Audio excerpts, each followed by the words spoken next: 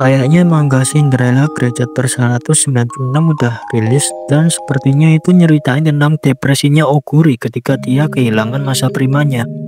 Dimana dia udah mulai banyak mengalami kekalahan beruntun, bahkan dia juga mengalami cedera sampai di titik dia dipaksa buat pensiun. Dan banyak orang yang bilang wajar karena dia udah kehilangan masa primanya atau mau masuk masa pensiun. Ada juga yang bilang kalau wajar dia depresi karena dia dikasih ekspektasi ketinggian. Ya walaupun mereka nggak sepenuhnya salah, tapi menurutku aku punya pendapat lain.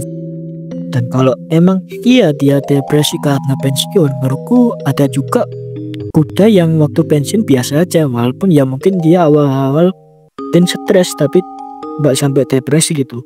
Nah kalau menurutku sendiri, pihak yang perlu disalahkan sekaligus alasan utama kenapa Oguri depresi adalah aturan URA atau URA dan tawaran dari si Rudolph.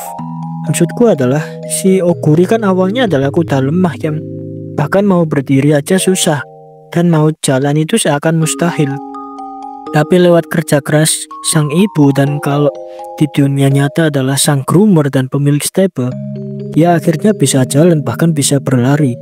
Hal yang pas lahir sekilas ini mustahil, dan si Oguri juga termasuk pekerja keras dan pantang menyerah. Ia makan apa aja yang bisa bikin dia survive, dan ini juga yang bikin alasan sifat rakus Oguri di anime dan di game. Nah masalahnya adalah tawaran Rudolph dan aturan URA ini ke Oguri yang awalnya adalah karakter yang berawal dari absolute zero, dari nol banget.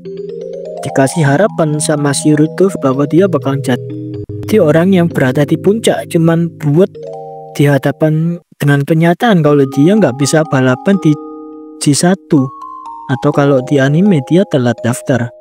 Dia ninggalin pelatih kesayangannya, ninggalin teman-temannya, ninggalin kampung halamannya, cuman buat dikecewain ketika datang di tempat baru.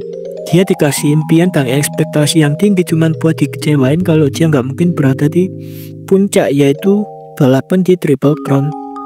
Dan hal ini juga relate di real life, dimana si pemilik Oguri harus menjual Oguri cuman buat lihat dia bisa ikut balapan di J1. Dan hasilnya apa? Dia tetap nggak bisa balapan di J1 ketika masa primanya, dan belum termasuk dia dipaksa balapan hingga cedera sehingga dia mengalami kekalahan beruntun. Dan mungkin ya ini opini ku aja dan terdengar disrespect kepada komunitas balap kuda, tapi ya perjalanan Oguri menurutku adalah ibarat pengingat bahwa mereka yang berada di bawah kayaknya bakal selalu dibatasi dan gak mungkin berada di puncak. Beda dengan Rudolph yang jalan karirnya itu mulus banget dan berbakat seawal lahir. Ya tapi bagaimanapun perjuangan Oguri juga gak sia-sia. Perjalanan Oguri punya dampak besar buat perubahan balap kuda di Jepang, dimana tanpa Oguri mungkin gak akan ada yang namanya Golden Generation.